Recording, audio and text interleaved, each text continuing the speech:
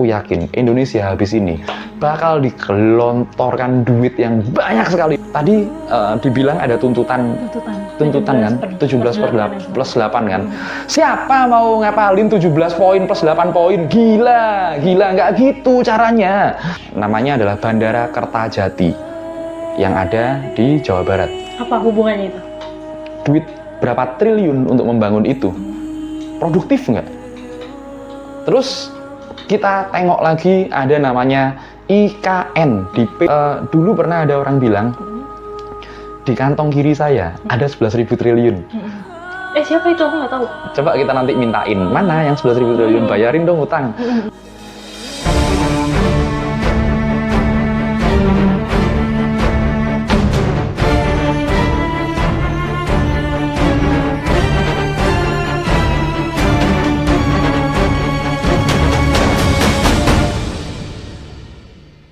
Selamat datang kembali kawan-kawan dari dunia lain. Apa kabarnya semuanya? Thank you banget ya buat kalian yang rela nungguin karena kita agak jarang upload ya minggu kemarin. Ada banyak banget kesibukan. Sekarang Indonesia sedang dalam ambang pintu entah ini mau terjerumus ke dalam lubang dalam yang susah banget keluarnya, atau kita bisa naik dan kemudian menjadi salah satu negara terkuat di dunia. Dan inilah kisah dunia lain. Kita akan kembali masuk ke dalam sisi dunia yang mungkin belum pernah kita kenal. So, let's open your mind. Pemirsa, Presiden Prabowo Subianto di hari ini direncanakan akan kembali melakukan perombakan atau reshuffle kabinet.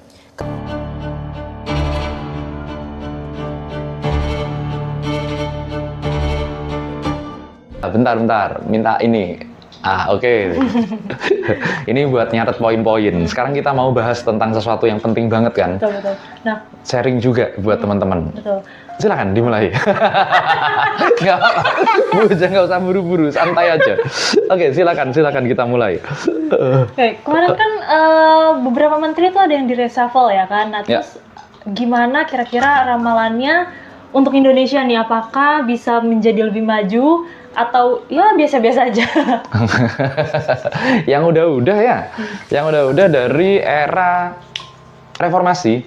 Enggak lah, aku ambil dari zaman dulu aja. Dari zaman era Orde Lama, kemudian era Orde Baru, era reformasi hingga era pasca reformasi lah ya. Ini kalau bisa dibilang Indonesia ini mengalami beberapa penurunan. Ada puncak-puncaknya jaya Indonesia itu ada di sekitar tahun 70, 80, 90-an lah. Karena pas waktu itu Indonesia sangat dihormati oleh negara-negara sahabat. Kita adalah pemimpin ASEAN. Pasca reformasi, apalagi 10 tahun terakhir aku garis bawahi teman-teman, tolong 10 tahun terakhir Indonesia mengalami kemunduran yang sangat pesat. Karena apa? Karena banyak hal. Tentu saja para eksekutornya yang merupakan pengarah kebijakan-kebijakan negara ini kan. Nah, kalau kemarin dibahas tentang pergantian menterinya, sebenarnya kita patut bersyukur sih. Berarti Pak Prabowo dengerin podcast kita. Jadi yang kemarin diganti ini menimbulkan efek sangat-sangat positif untuk Indonesia. Yakin banget. Paling aku soroti, ini adalah Menteri Keuangan. Menteri Keuangan ini kan kemarin diganti dari Bu Sri Mulyani ya. Bu Sri Mulyani jadi ke Pak Purboyo Yudisadewo. Wah, gayanya metal. Inilah ya. Tapi aku yakin ini orang pinter banget. Pak Purboyo, Pak Sadewo, aku bilangnya Pak Sadewo aja. Beliau ini orang pinter banget. Meskipun gayanya seperti itu, kalau ngomong tengil, ya itulah kecenderungannya orang pinter pasti gitu. Terus kalau ada beberapa rumor yang dikaitkan, beliau ini dikaitkan adalah orangnya Luhut Binsar Panjaitan, LBP. Aku rasa ada benernya di beberapa waktu. Tapi mau nggak mau, ini aku udah feeling bagus banget. Apa tuh feelingnya? Aku kan udah pernah cerita, ini orang bagus nih. Kelihatan pertama gitu, wah ini orang keren nih, cuman gayanya emang tengil. Sempat ada kontroversi kan beberapa, karena anaknya itu bilang agen CIA apa agen IMF sih, CIA deh kayaknya. Iya, jadi memang ada sih memang di era reformasi itu kejatuhan dan kemudian kenaikan atau rise and fall. Ada yang jatuh, orang-orang Orde Baru, dan ada yang naik, which is itu orang-orang IMF, termasuk Sri Mulyani itu orang IMF, orang World Bank kan, orang Bank Dunia. Nah, sekarang kebijakannya diganti nih. Aku yakin teman-teman, aku yakin Indonesia habis ini bakal digelontorkan duit yang banyak sekali, duit udah banyak sekali di pasaran.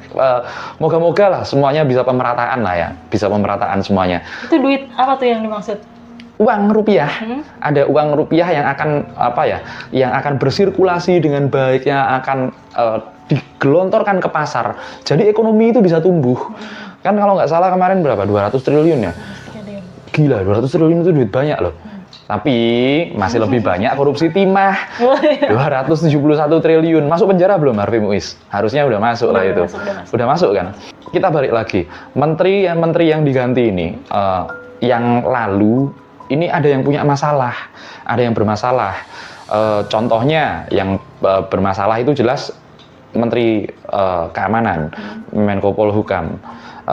Kemarin kan ada demo, gede banget kan demonya. Nah, ini harus benar-benar diantisipasi dengan baik nih sama apa namanya menteri yang baru. Teman-teman, aku nanti mau prediksi spill menteri-menteri yang baru. Karena aduh ada yang baru lagi ntar. Stay tune. Ntar ada yang baru lagi. Jadi kita perlu tahu keamanan Indonesia ini saat Indonesia udah aman, nyaman. Percayalah teman-teman, kalau korupsi pusat itu dinilai besar, coba kalian cek korupsi di daerah seperti apa. Lebih gede lagi. Nggak ketahuan. Cuman percayalah, ini sekarang kalau menurut pandanganku secara spiritual, pandanganku spiritual dulu nih, pandangan spiritualku si Pak Yudi Sadewo ini, Pak apa namanya Purboyo Yudi Sadewo ini ciamik otaknya, asli ciamik otaknya. Terus kemudian analisaku secara analisa ekonomi, karena kemarin lagi-lagi ada di KDL yang komen tanya tentang ekonomi kerakyatan lah kalau aku bilang. Ya udah, ini ekonomi kerakyatan bener. Aku juga menganalisa secara ekonomi, perputaran duit 200 triliun ini akan sangat membantu Indonesia, tapi bukannya nggak bermasalah. Nanti kita bahas masalahnya, ada kok itu masalahnya. Nah, gitu lanjut lagi nih. Ya. Udah belum yang tadi? Udah, aman. Ganjalan kemajuan Indonesia ini kan katanya atau emang benar nih dari pejabatnya. Terus kan kemarin itu ada tuntutan juga 17/8. Plus 8. 17 plus 8. Ya, kira-kira gimana pandangan atau pendapatnya? Kalau dibilang apa namanya yang menghambat kemajuan Indonesia adalah para pejabatnya. Para pejabatnya yang pengambil keputusannya kan? Kalau enggak, ini kali ya duit itu aja mengendap kan? Duit 200 triliun itu kan ada yang mengendap. Jadi memang bisa dibilang aku nggak tahu lah ya, aku nggak tahu. Ini karena faktor manusianya salah mazhab, kan ekonomi juga ada mazhabnya macam-macam. Atau salah pola pikir, atau memang licik jahat, pengen memperkaya diri sendiri. Ini kan ada beberapa faktor memang. Ya anggaplah. Kalaupun nggak ada mens rea itu niat jahat teman-teman. Kalaupun nggak ada niat jahatnya dari orang-orang itu, berarti mereka nggak kompeten. Karena makin lama, faktanya, utang Indonesia makin lama makin banyak, bukannya makin dikit. Tadi dibilang ada tuntutan kan, 17 plus 8 kan. Siapa mau ngapalin 17 poin plus 8 poin? Gila, nggak gitu caranya. Aduh, siapa mau ngapalin 17? Rukun Islam aja 5, rukun iman 6 ya kan. Terus kemudian kalau zaman dulu demo ya kan, tuntutannya paling 1, 2, paling banyak 5 poin, reformasi turunkan Soeharto, kan dulu cuman gitu. Terus habis itu era revolusi ganyang neokolonialisme ya kan. Kan cuman kayak gitu. Kalau 17 ini nggak masuk akal, sama sekali nggak masuk akal. Makanya nggak populer kan akhirnya. Nggak populer. Orang mikirnya udah nggak karu-karuan lah. Sebenarnya ya teman-teman, ini kan tadi kita bilang Indonesia utangnya makin tahun makin banyak. Sebenarnya teman-teman, jadi gini, ada beberapa poin yang mau aku bilang. Kita tahu ya, tadi Indonesia mau digelontorkan duit 200 triliun, mau disirkulasi ke pasar kan. Coba ya kalian cek ya teman-teman. Ada satu namanya adalah Bandara Kertajati yang ada di Jawa Barat. Apa hubungannya itu? Duit berapa triliun untuk membangun itu? Produktif nggak? Terus kita tengok lagi ada namanya IKN di PPU. Berapa duit yang mengendap di situ? Produktif nggak kira-kira buat kita? Dan yang sekarang utang yang ditanggung sama pemerintahannya Pak Prabowo ini, utang yang ditanggung ini hampir 9.000 triliun yang tercatat. 9.000 triliun. Triliun ribuan lagi. Ya. Sebanyak apa itu? Oh. Loh, wow, aduh, nggak kebayang lah, duit ribuan triliun itu sama sekali nggak kebayang.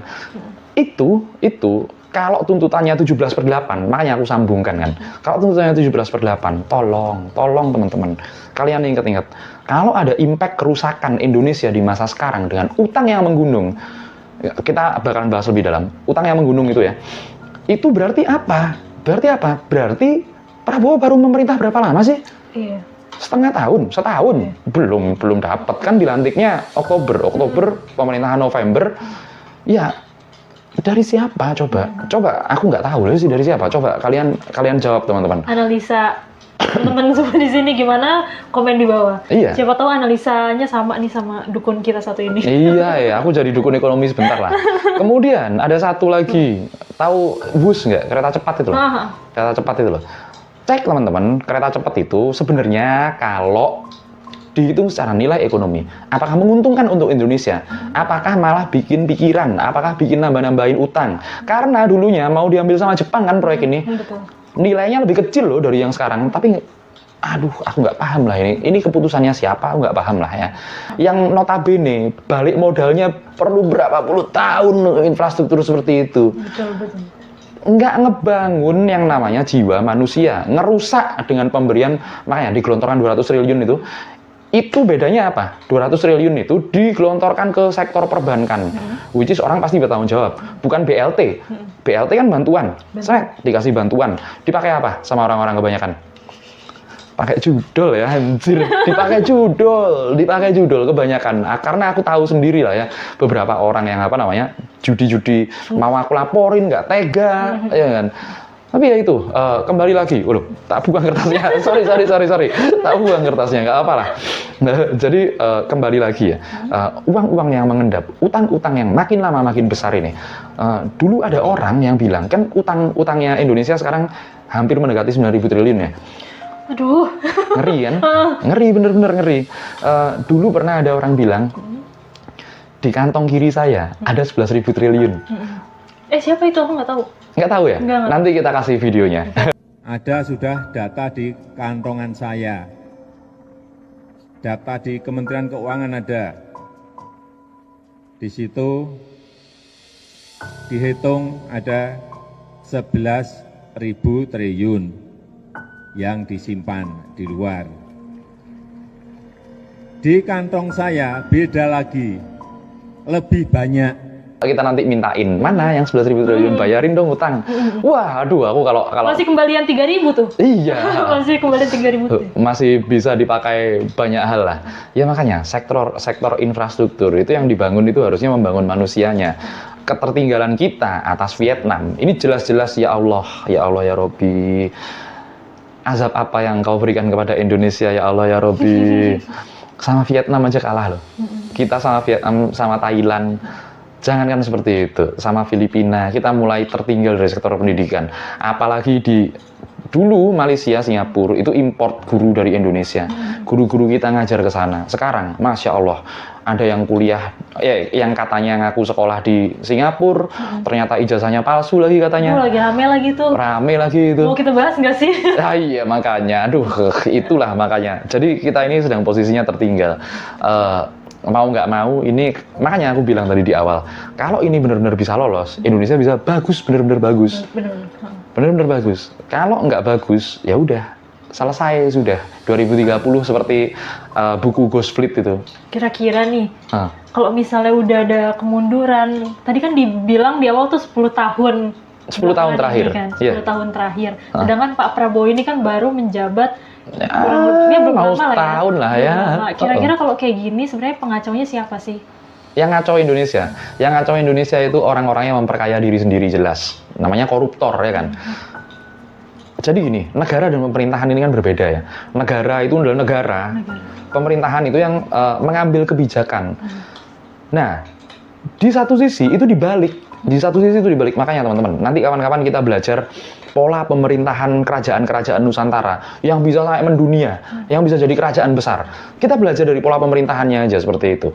Nah, pola pemerintahan yang seperti ini, yang kemudian orang-orang tanpa kompetensi, ya kan? Orang-orang tanpa kompetensi kemudian diangkat menjadi suatu dan lain hal, which is kemarin ada juga wakil menteri yang ketangkep KPK, Emmanuel Ebenezer, itu kan gimana ya, kita perlu pertanyakan kompetensinya karena gini, ini kan ada wakil menteri, ada nggak sih orang yang lebih kompeten atau lebih jago atau lebih pantas di situ? Harusnya sih ada, kalau menurutku harusnya ada. Apakah nggak ada orang yang harusnya bisa jadi wakil presiden lebih baik dari ya, kalian yang jawab lah kalau itu. Kalian yang jawab. Kemudian apakah kebijakan-kebijakan yang kemarin itu memang benar-benar menguntungkan bagi Indonesia? Aku rasa tidak. I don't think so. Yang jelas, yang ngaco itu, yang bahayanya orang yang ngaco itu, orang yang bilang, jelas-jelas bilang, cawe-cawe, itu jelas bahaya. Lah gimana kalau pemerintahan dicawe-cawe, kan bahaya, ya kan? Nggak tahu itu siapa, mungkin teman-teman tahu siapa ya? Nggak tahu aku soalnya. Nah kalau misalnya kayak gitu, kira-kira apa ya, ramalan atau apa ya? Kira-kira kapan Indonesia bisa menikmati perubahan ekonomi? Oke. Karena kan kemarin juga ada sempet tadi tuh subscriber yang komen tentang perubahan ekonomi itu ya? Tentang ekonomi untuk kelas menengah ke bawah. Nah, untuk kelas menengah ke bawah. Ekonomi inilah, ekonomi kerakyatan lah kalau aku bilang. Jadi kapan Indonesia bisa menikmati seperti itu? Kalau bener ya, kalau bener. Karena ada, ya kita tahu lah ya, bank-bank, nggak semuanya direksinya, jajaran direksinya ini pintar. Nggak semuanya. Jadi memang kalau ini bisa diserap, 200 triliun ini bisa diserap, maka dalam waktu yang sangat singkat sebenarnya, which is 4-6 bulan, ini Indonesia ini udah bisa benar-benar, ya tadi, duit berserakan. Saking banyaknya duit itu loh, duit berserakan di mana-mana. Semua orang bisa kaya, semua orang bisa punya duit. Tapi nggak berlaku buat yang judul sama pinjol ya. Mampus saja kalian udah yang kayak gitu itu. Mampus saja kalian. Udah di dunia menderita, di neraka disiksa, mati aja kalian udah. Nah, untuk yang seperti itu, lanjut lagi kemudian 4-6 bulan Indonesia akan mengalami perputaran duit yang banyak sekali di sektor-sektor real. Makanya untuk para seperti kita, ekonomi kerakyatan lah ya, yang bisa kita lakukan ini ke sektor real aja. Sektor real yang dimaksud adalah pembiayaan untuk kredit usaha rakyat itu loh. Kita bisa ambil untuk usaha. Tanggung jawab sama usaha kalian. Jualan sektor-sektor primer. Sektor primer itu sandang pangan papan itu loh. Tapi papan nggak properti beda lah ya. Kebutuhan pokok ini masuk sekali. Karena nanti kebutuhan pokok bakal saking banyaknya duit yang beredar, ya kan? Banyak duit, barangnya dikit. Apa yang terjadi kalau ini nggak segera diantisipasi? Inflasi. Wih, pinter anjay. Yang terjadi adalah inflasi. Kalau udah inflasi, harga barang akan naik kan? Nah, itu nanti pemotongan mata uang, bahaya itu kalau harga barang naik nggak terkontrol. Makanya udahlah, bisnis sektor real, bahan-bahan pokok, kemudian barang-barang sekunder yang pasarnya lebih baik diserap untuk usaha asing. Buat pasar asing. Makanya, ayo kita bertanggung jawab atas diri kita. Kredit nggak masalah untuk mengembangkan usaha.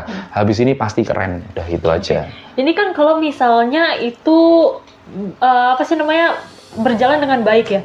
Kalau misalnya penyerapan 200T itu nggak berjalan dengan baik, misalnya ada tangan-tangan nakal lagi, itu gimana?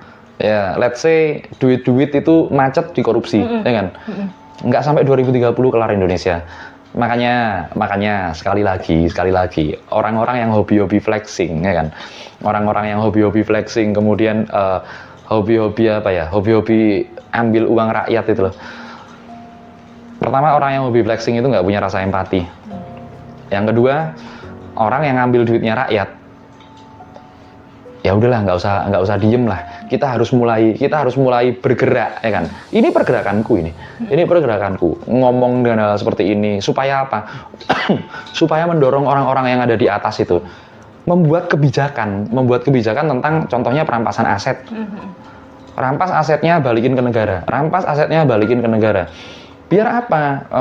Biar bisa bayar utang. Biar bisa bayar utang. Kemudian duit yang berputar di Indonesia ini benar-benar berputarnya di Indonesia. Jangan berputar keluar negeri. Itu bahaya kalau duit berputar di luar negeri. Orang lain makin kaya, kita selesai.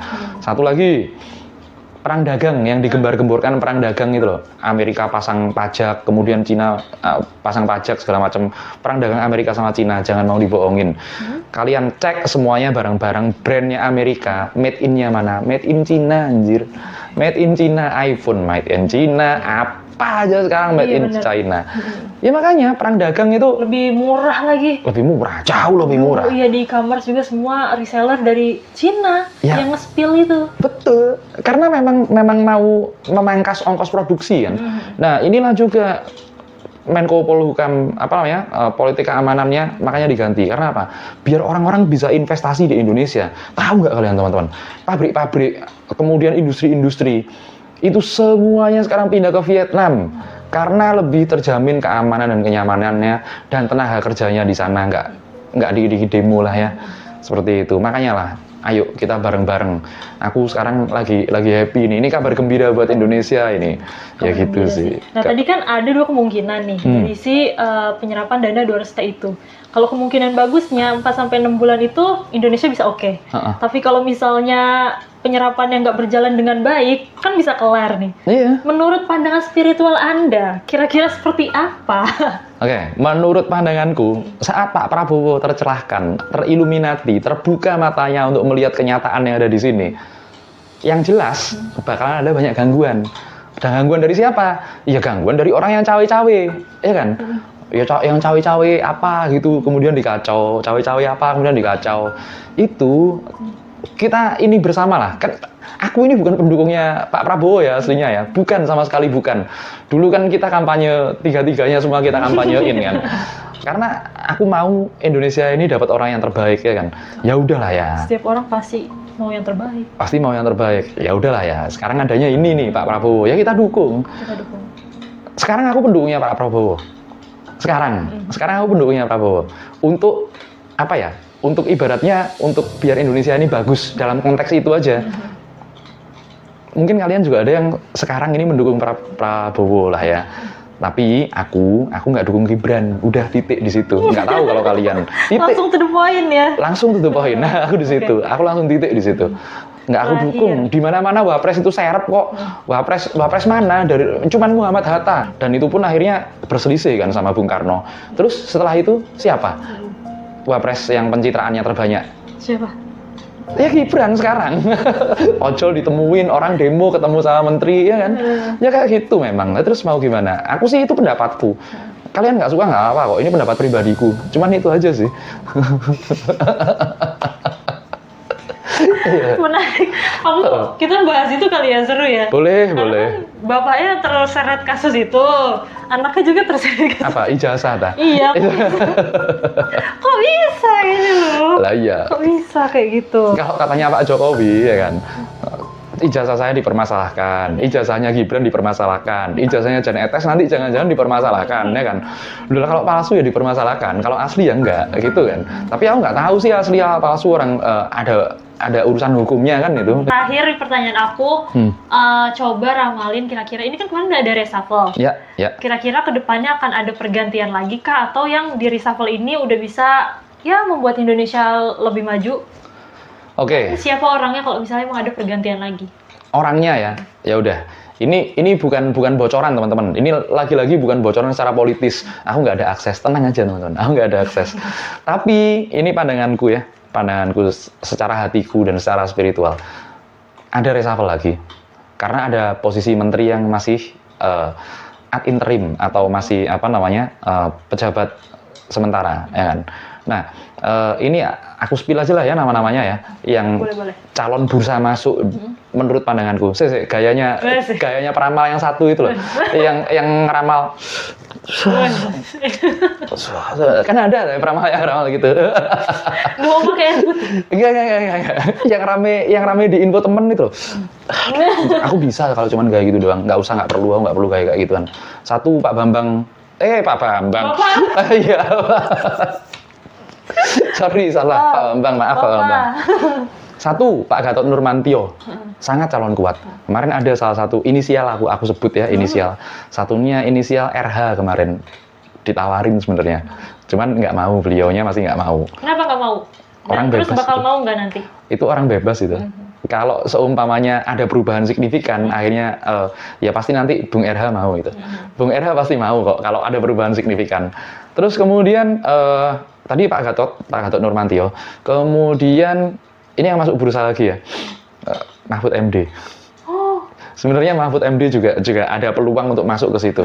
Karena Pak Mahfud ini sekarang mulai tajam dalam mengkritisi dan sudah mulai bebas dari beban-beban lama. Beban-beban lama ada lah, nggak perlu bahas ini ya orang lah. Terus kemudian surprisingly, sebenarnya Rocky Gerung itu teman diskusinya Pak Prabowo sebenarnya. Ya, mungkin ada ininya. Mungkin nanti ada bursanya lah, bakalan masuk ke pemerintahan juga mungkin kalau Bung Rocky mau, kalau Om Rocky mau. Kemudian satu lagi, orang yang mempunyai integritas bagus sekali. Ada 3 sih, bukan 1 ini. Yang pertama adalah Abraham Samad, yang kedua adalah Bambang Wijoyanto, yang ketiga adalah Novel Baswedan. Dan nama yang sangat mengejutkan lagi, nama yang terakhir itu aku ulang lagi, sepil. Anies Baswedan. Iya. Kenapa tepuk tangan? Kenapa tepuk tangan? Simpatisan Anies ya, anak abah ya Anda ya. Nanti dihujat pada anak apa? Anjir, aku tiga-tiganya. Iya, aku anak abah lah.